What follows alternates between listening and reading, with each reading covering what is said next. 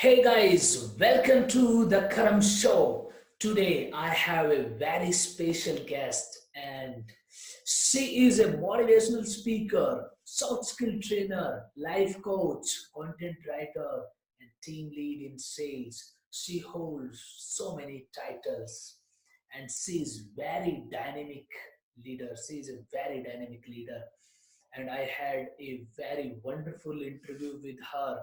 She shared deep insights how she faced so many challenges and how she overcome them, and the daily routine she is going through, daily routine, and the principles that she is living with in her life, in the business. And most important thing is the books that had changed her life. And she comes up with very interesting post on the LinkedIn. You go and you go and check it out. You will definitely love it. So Nidhi, yeah, how did you find your motto? What is the story behind it? Right. So this is a very common question that all of us ask ourselves. In fact, a life without a motto in itself, without something that you want to achieve, it becomes so unfulfilling. Now, just like most of them out there, I tried to fit in with the crowd. I tried everything from engineering to preparing for GMAT, GRE, thinking that I'll do an MBA and I'll be happy. I thought when I get a job in one of the top MNCs, I will be happy. When I buy myself a car, I will be happy. And I caught myself in this thought process, wondering why am I basing my happiness on something so extrinsic? And is it really what I'm passionate about? So I started with a very objective set of questions. Number one was, what is the end result that I'm looking for? Everybody wants to be happy, but how do you narrow down what happiness means to you? To me, happiness is continuous development in life. It is learning, it is to be able to uplift others. So, if I were to sit in an IT firm in front of a computer, that is not exactly what I was looking at in life. I wanted to interact with people, I wanted to help them build their dream careers. The way we have stalwarts like Oprah Winfrey, we have Robin Sharma, my calling was in line with that. So, number one, my end result was very clear. Number two, when we look at certain best education systems in the world, there are people who stand there and all they do is monitor the child. Different kinds of toys are kept in front of the child. A doctor set, a kitchen set, an engineering set, building blocks. And then day in and day out, they're monitored to see what is the first pick that they're going for. I tried to use the same with my earliest childhood memories. And my parents told me that I used to take my little brother's notebooks and start to correct them and take attendance and try to teach him. And I have very vivid memories of that. I have Okay. had lovely role model teachers and I wanted to be like them. So I was clear that this is something else that should be a part of it. Then the next question that I asked myself is, what is it that I am doing that is working for me? In terms of the goal that I want to reach, what are the things that already equipped with? The first thing was my skill in public speaking. The second was the ability to garner knowledge. The third was the thirst or the hunger to learn. Fourth was loving reading books. And these things all came in handy and they uh, came together to shape the career. The next question that I asked myself is, what is it that is not working for me? That on a very personal front meant my health was not working out. I had to do surgeries because of very little value that I gave to my own body. Then going too fast with productivity, when what we need for the good life is stability or uniformity. So identifying those and fixing them, those also helped me. So when all of these things came together, number one, what is the end result? Number two, what are the things that are already there in me? Number three, what is working for me? Number four, what is not working for me? When these things came together, I was able to figure out what career it is that I want to go to because I had all the pieces of the puzzle together. All I had to do was garner information from outside about what careers are there in line with this, fix them together, and the big picture was ready. Yeah, so it is something, opposite to me. I did not think of, doing. I was thinking just whatever happen, let it happen, and I will be in the corporate world, and I will do great. That's how I thought, and it was. But That's fantastic that you found your motto in early days. That's super. Thank you. Yeah. And now, what is your daily routine looks like? So, how do you plan your day and what you do? How uh, now you are not in 9 to 5? How do you do that? Now that I'm not working a 9 to 5 job, I don't have a fixed schedule for my day. More often than not, I'm traveling to client locations, and I just finished a training in Goa. Before that, I was in Karnataka. Before that, in Calcutta, Kerala. So I'm switching from coast to coast in different parts of the country. Hmm. So to balance out my day, the first preference that I have is to travel during night. So I have a restful sleep during my journey, and I do not waste the better part of my day while traveling. And there are two responsibilities that I handle. One is that of training. Second is I am also the team leader for business development or sales in my company. So when I'm training, a major chunk of my day, that is from 8:30 in the morning to 5:30 in the evening, is spent with my students, training them in several areas, listening to their grievances, what are the problems they have in life, ridding them of their baggages, giving them career guidance. All of these things happen when I am there as a trainer. The same segment of my day, if I'm not training, is spent in number one, follow up. The most important thing in any business is to follow up, because your client can forget you like this these days given the sort of options that they have. So you have to follow up. I start with that. The second thing is I start with prospecting every single day, because I spend around 15 minutes to see what major changes have been there in my field, what are the top notch players of my field doing, and how I can imbibe that. The third thing is to collaborate with my team, make several calls to people, train the other people who are joining my team, make my team feel at home. And again, the day ends with a small diary of mine where I'll write the learnings of the day from work as to what can be improved, what has been improved, what is the daily progress. It helps me keep a tab on that. After work is a very different world altogether. I become a very chill person, as they call it. I get onto YouTube. I watch a little bit of stand up comedy, to be honest. I love stand up comedy. It's good to laugh. It is always Right, good to laugh. right. The second thing I do is watch educational videos. I have specific interest in philosophy and psychology, so I try to watch videos related to that. I watch a few TED talks. I love videos about the SEAL team, the Indian Navy.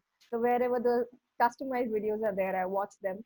I read at least 15 pages a day. I do that for sure.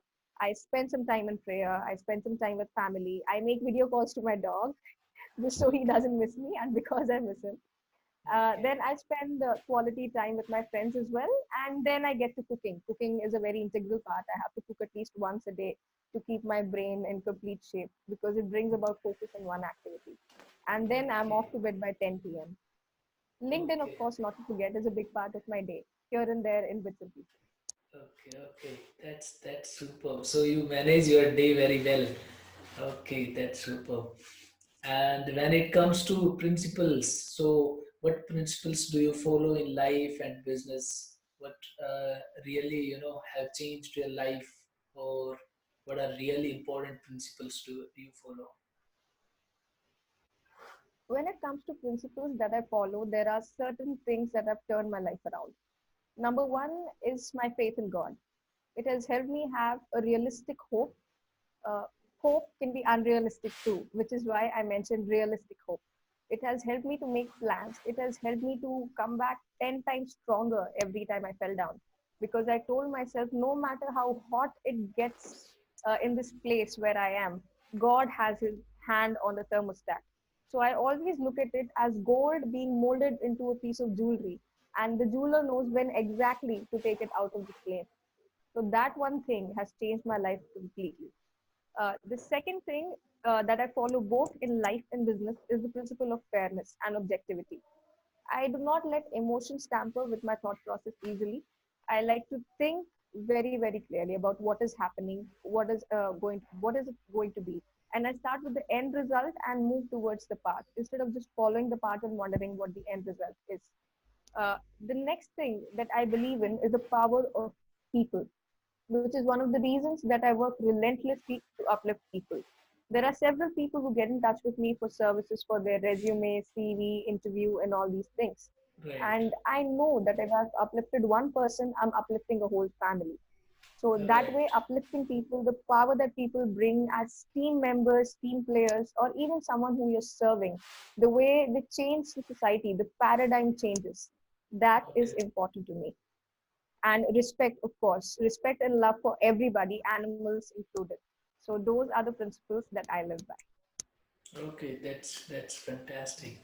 So, what challenges did you face and how did you overcome them? You for this journey, you might have faced many challenges, and what were those, and how did you overcome them?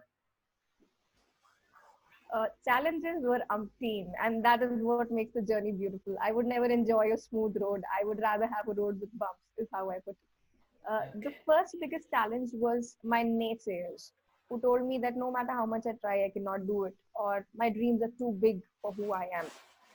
I okay, always told them the same thing, that as a child, we wear tiny shoes. But as we grow into bigger shoes. And it is the maturity and learning that happens in life that helps us take on bigger responsibilities. Uh, Challenge was naysayers, but the biggest advantage was also naysayers. Because when I interacted with them, I was able to identify my blind spots, and in turn, I could make myself stronger. Second was humiliators, as I would put them. I very clearly remember being an engineering student. I walked into a fest that was organized by the management department of my university.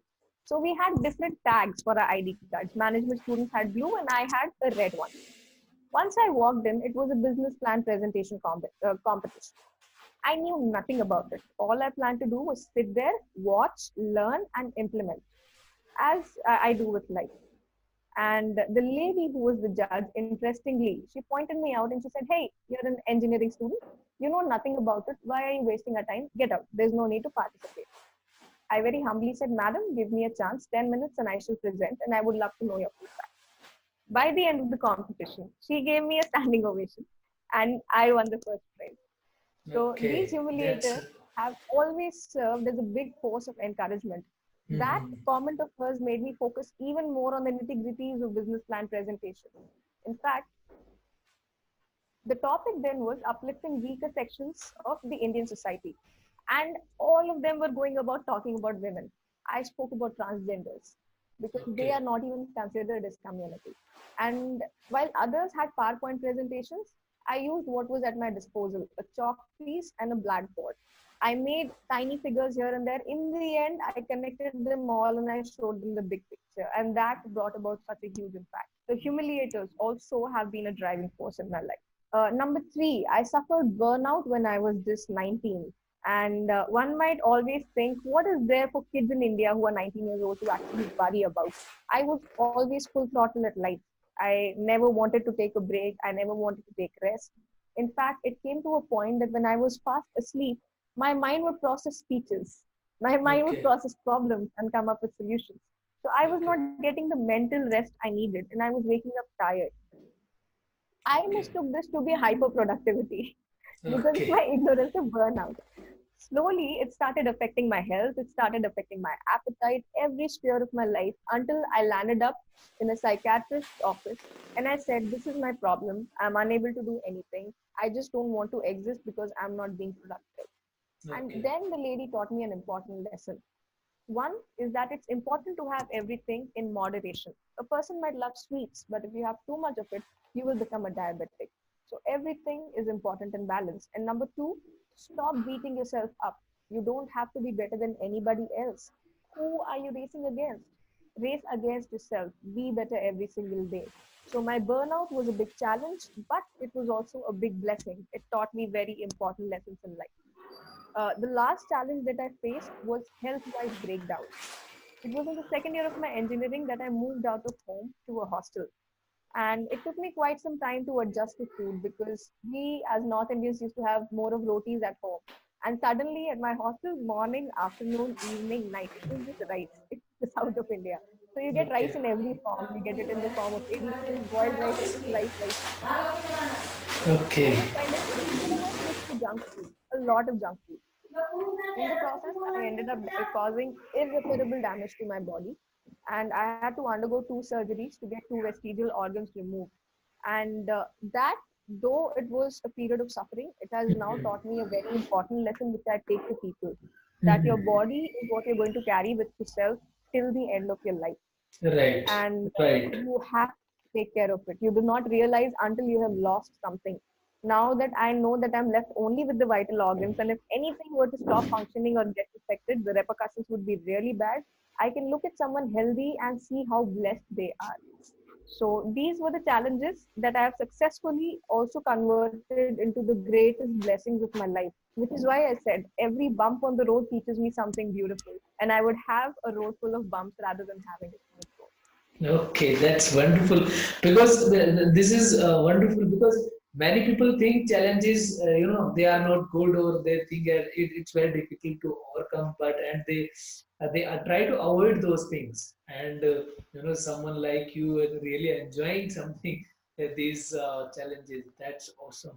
It's a kind of Thank you. different. You can say different mindset shifting and living the life in a different way. That's super. Okay, Thank you.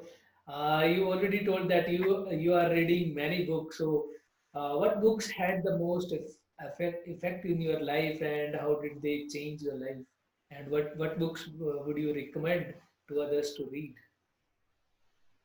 The first and the most important book in my life is the Holy Bible.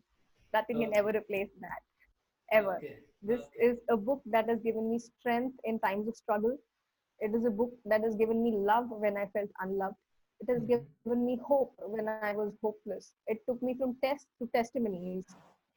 It made me a warrior when I was a whiner. So it is a book that has had profound impact on me. And the Bible itself is a collection of 66 books. So two of my favorites is number one, the book of Matthew in the New Testament, and there's another book, the book of Job. These two are my favorites in the Bible. Apart from that, when we talk about general books, number one, the book that helped me the most, because when you look at a person, the personality is shaped right from the time a person is 13 all the way to the time a person is 25. You will see such dynamic changes in personality. So Right. at that point of time, when you want to analyze where it is that you are, number one book to go for is Who Moved My Cheese. Okay. It's a lovely book. You can always relate to it no matter where you are in life. You have one of those approaches, and it is important. It's so beautiful. It's said in the form of a tiny story. So it's important to see who you are being in the story. And like I said, start with the first question: what is the end result that you want? And is the role that you're playing in line with the end result that you want? If it is not, it's high time to change. This book has been an eye opener at various points in my life. The second book is by Robin Sharma, The Leader Who Had No Title. Beautiful book that breaks the barriers of hierarchy in an organization and tells us how we can all perform and be leaders in our own right. Okay. Another book that I would like to state is Start with Why by Simon Sinek. I have Right. always been a big fan of knowing what the end result you want is, and then moving accordingly. And this is what Simon talks about in this book. It is not just about what, it is also about why. Why is it that you want to do it? Define your happiness. Define why is it that you want to do it. Define your purpose, and you shall be successful. So these are some of the recommendations that I would like to make. Okay, okay, that's great. And I see on LinkedIn that you are coming up with very interesting posts day by day, and many people like, comment, and there are so many views. So, how do you come up with those interesting posts? Right, sir. So my posts are basically just a reflection of my thought process. And I Okay, would give away the credit for my thought process to my parents, because even when I was out and play on Sundays, I used to play during weekdays, but my weekends were reserved for the library, free library, and I used to go there. And I still remember my father handed me a notebook and said, take this, whatever lessons you learn from what you're reading, if there is something that stands out to you, write it down. You would love to read it later. My journey of journaling started from there. So several things, some of my posts that I have shared, it has hashtag gems from my journal, from my 8th standard journal, 6th standard journal, and these are just passing thoughts. I'm someone who likes to contemplate, who likes to think also. One is that. The second thing is, you must have seen from my approach by now, I try to find learnings everywhere, be it in terms of opening a window while the room is hot, or be it in terms of just looking at a bird sitting and seeing how it spends its life, or what happens, or the hatching of a chick from an egg. These little events in life, they have so much to teach. Because one thing I've learned from the Bible is that God is the master creator, and there are so many things in the creation that we don't understand. And when we pay attention, we can grab some lessons here and there from whatever we see. And whatever I learn, whatever I think, I share it on my posts. And by God's grace, people find it interesting and they Yes, they are, resonate with they are really in this interesting because when we read that story, and I just think that how she is coming up with this interesting post, and how she remembers those things. That's amazing. it. That's very sweet of you. Thank you. Okay, okay, okay, Nidhi. Thank you so much. It was a lovely conversation with you, and thank you so much. Same here. Same here. Thank you.